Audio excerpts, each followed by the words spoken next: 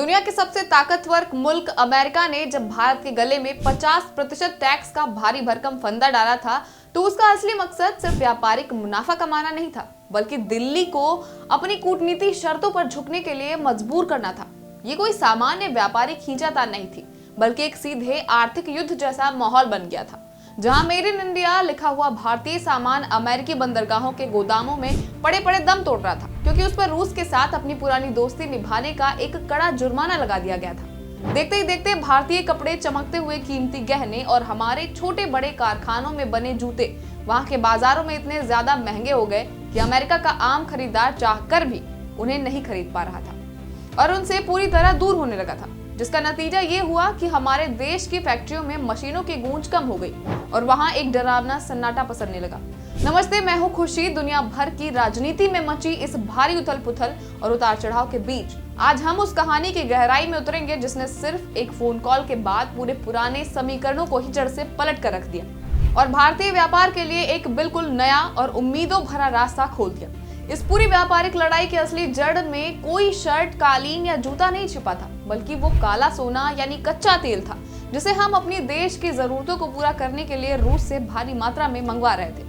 America ने बहुत ही सख्त और साफ लफ्जों में भारत को ये चेतावनी दी थी कि अगर भारत रूस से तेल खरीदना तुरंत बंद नहीं करता तो उसे अमेरिकी बाजार में अपनी जगह बनाए रखने और टिके रहने की बहुत ही बड़ी कीमत चुकानी पड़ेगी। इसी जबरदस्त दबाव का नतीजा था कि भारत पर पहले से लागू 25% के सामान्य टैक्स के ऊपर 25% का अतिरिक्त रूस पेनल्टी वाला भारी भरकम टैक्स भी थोप दिया गया, जिसने स्थिति को बदतर बना दिया। भारत के लिए ये किसी दोहरे झटके से कम नहीं था, क्योंकि हमारे पड़ोसी देश जैसे बांग्लादेश और वियतनाम बहुत ही कम टैक्स का फायदा उठाकर अपना माल अमेरिका में जाकर बेच रहे थे और बाजी मार रहे थे। लेकिन अब जब भारत ने अपनी ऊर्जा सुरक्षा के लिए रूस के बजाय अमेरिका या वेनेजुएला जैसे देशों से तेल खरीदने का पक्का भरोसा दिया, तो डोनाल्ड ट्रंप ने भी अपनी तरफ से दरिया दिली दिखाते हुए इस 50% के बोझ को झटके में हटा दिया और इसको सीधा 18% के स्तर पर ले आए। ये 18% का जो जादुई आंकड़ा हमारे सामने आया है, ये महज कागजों पर लिखा गणित का कोई मामूली नंबर नहीं है। इसको आप ग्लोबल ट्रेड की बिसात पर चला गया एक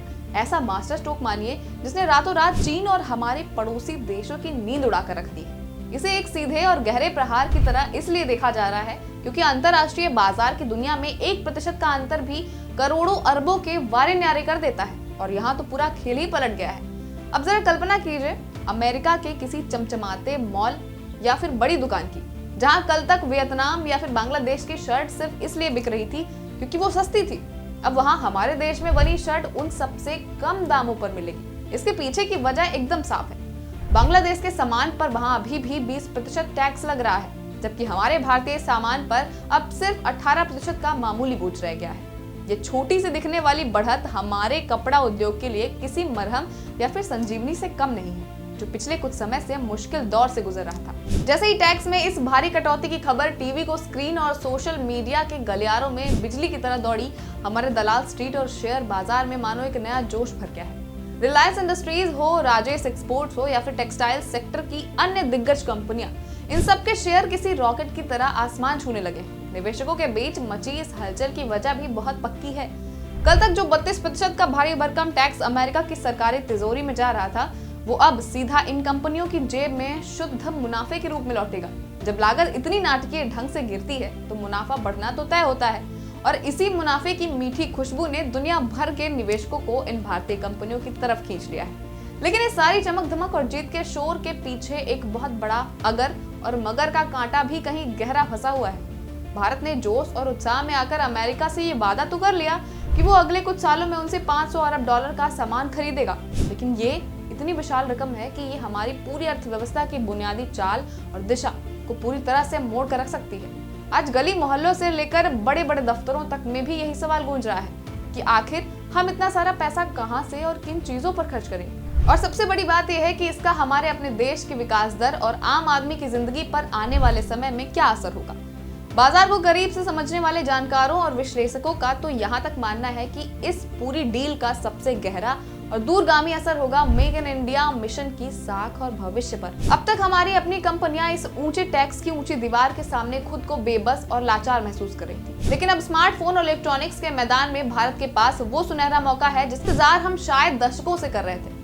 हम आज चीन के उस दबदबे को खत्म करने के बिल्कुल दहलीज पर खड़े हैं जिसे अब तक पूरी दुनिया में नामुमकिन माना जाता था। जिस रफ्तार से भारत ने पिछले कुछ महीनों में दुनिया के कोने कोने में अपने फोन भेजे हैं, उसे देखकर अब वो दिन दूर नहीं लगता जब अमेरिका के हर दूसरे या तीसरे घर में मेड इन इंडिया फोन की रिंगटोन बजती सुनाई देगी। ये हमारे देश के कौशल और मेहनत की एक बड़ी जीत होगी। वहीं दूसरी तरफ इस पूरी बातचीत के दौरान वेनेजुएला का नाम अचानक से सामने आ जाना ये साफ कर देता है कि अमेरिका अब दुनिया के तेल बाजार के नक्शे को अपने हिसाब से नए सिरे से तैयार कर रहा है। वो चाहता है कि दुनिया में तेल की सप्लाई की असली चाबी उसके अपने हाथ में रहे और भारत को वो इस बड़े खेल में एक बहुत ही अहम और भरोसेमंद खिलाड़ी की तरह देख रहा है। ये अंतर्राष्ट्रीय कूटनीति की एक नई और पेचीदा बिसात है, जहां भारत अब अपनी ऊर्जा जरूरतों और तेल के लिए सिर्फ एक या दो देशों का मोहताज बनकर नहीं रहेगा, बल्कि उसके पास अब और भी कई विकल्प मौजूद होंगे। मगर इस जीत के जश्न और ढोल नगाड़ों के बीच सबसे ज्यादा फिक्र उन भारतीय किसानों और पशुपालकों की हो रही है जिनके लिए चिंता की लकीरें गहरी होती जा रही हैं। डर इस बात का है कि कहीं हमारा बाजार अमेरिकी खेती के सामानों के लिए बिना किसी रोक टोक के ना खोल दिया जाए। डोनाल्ड ट्रंप की ये पुरानी जिद है कि उनके देश के डेयरी प्रोडक्ट्स, बादाम और अखरोट भारत की गलियों और छोटी दुकानों में बिना किसी टैक्स के रुकावट के बिकने चाहिए। ये एक ऐसी बात है जो हमारे स्थानीय छोटे कारोबारियों और उन किसानों की रातों की नींद उड़ाने के लिए काफी है जो पहले से ही खेती की बढ़ती लागत और कम मुनाफे की दोहरी मार झेल रहे हैं। विपक्षी दल भी इसी संवेदनशील मुद्दे पर सरकार को घेरने में कोई कसर नहीं छोड़ रहे। उनका सीधा और कड़ा तर्क है कि कहीं मध्यम वर्ग को सस्ता सामान मुहैया कराने के चक्कर में हम अपने देश के अन्नदाता की पीठ में छुरा तो नहीं घोंप रहे हैं। विपक्ष का साफ कहना है कि ये डील इंडिया फर्स्ट के बजाय अमेरिका फर्स्ट की शर्तों पर झुकी हुई लग रही है और इससे हमारे ग्रामीण इलाकों में रोजगार का एक नया संकट पैदा हो सकता है। इसके अलावा आम आदमी के मन में एक बड़ा डर महंगाई को लेकर भी बैठा हुआ है। अगर हमें रूस से मिलने वाला वो सस्ता और डिस्काउंट वाला तेल पूरी तरह से छोड़ना पड़ा, जिसकी बदौलत हमारी तेल कंपनियां और रिफाइनरियां अच्छा मुनाफा कमा रही थी, और उसकी जगह हमको अगर अमेरिका से महंगा तेल मंगवाने पर मजबूर होना पड़ा, तो देश के भीतर महंगाई का एक नया और डरावना दौर शुरू हो सकता है। हम सब जानते हैं कि जब कच्चा तेल महंगा होता है तो उसका असर सिर्फ पेट्रोल पंप की कीमतों पर नहीं दिखता है, बल्कि खेत से मंडी तक आने वाली हर सब्जी, हर फल और दाल की कीमत बढ़ जाती है। अंत में ये सब घूम फिरकर आम आदमी की थाली को ही महंगा करता है और उसकी जेब को पूरी तरह से खाली कर देता है।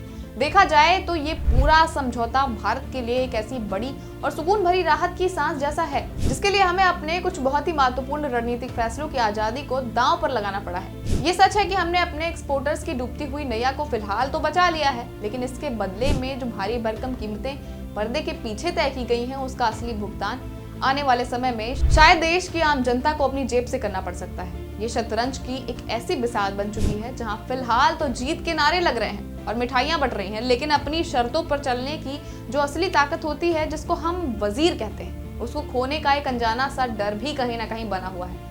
व्यापार की दुनिया के अनुभवी खिलाड़ी इसे सिर्फ एक ट्रेलर या फिर एक छोटी सी शुरुआत मान रहे हैं, क्योंकि भारत की भूख और उम्मीदें अब सिर्फ अमेरिका तक सीमित नहीं रह गई। हम ब्रिटेन और पूरे यूरोपियन यूनियन के साथ भी ऐसे ही बड़ी ट्रेड डील करने के बहुत करीब पहुंच चुके हैं। इसका मतलब यह है कि हमारे सामान बनाने और बेचने वालों के लिए अब पूरी दुनिया का बाजार एक बहुत बड़े और सुनहरे दरवाजे की तरह खुलने वाला है। लेकिन एक कड़वा और बुनियादी सच हमें हमेशा अपने जहन में याद रखना होगा कि दुनिया के रिश्तों और देशों के बीच की कूटनीति में कभी भी कुछ भी मुफ्त में नहीं मिलता।